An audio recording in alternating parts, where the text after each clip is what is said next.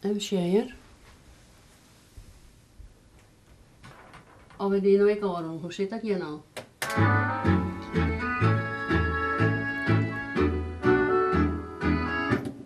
Tuurlijk gaan we het waarom speelt we. En wat deed je dan voor je jongen? De kleine kinderen worden groot van tante alleen. Als het goed is. Dus ja.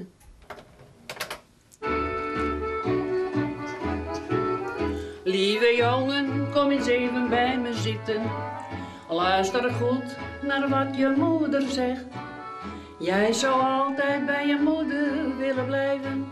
Maar lieve kind, daar komt niks van terecht. Want tenslotte heb je nu verkering. Zul je spoedig trouwen gaan. Ik ben blij dat je zo lieverd hebt gevonden. Zij is nummer 1 voortaan. Want kleine kinderen worden groot.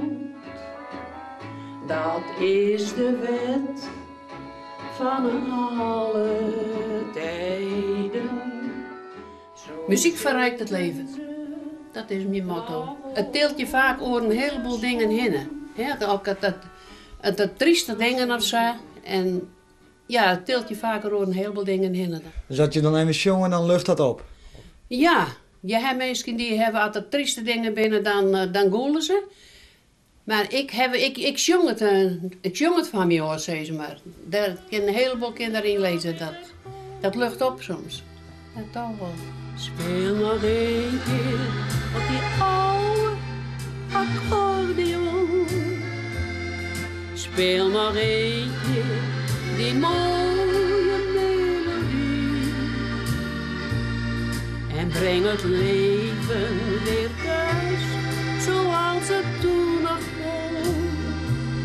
Het is al jaren voor mij fantasie.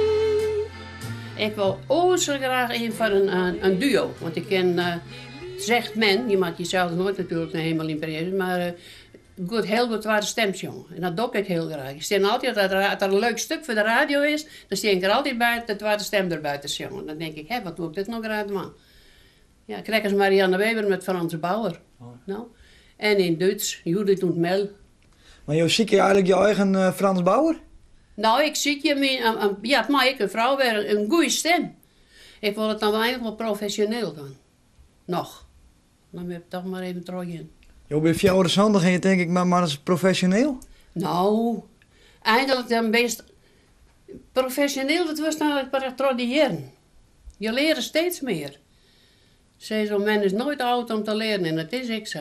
En verder, ja, artiest in hart en niet, zei ze altijd. In Hilversum zeiden ze dat je mevrouw is met de microfoon in de hand geboren. Nou ja, dat zo zitten we daar maar op horen. Blijf voor altijd een deel van mijn leven. Waar ik heel trots op zal zijn.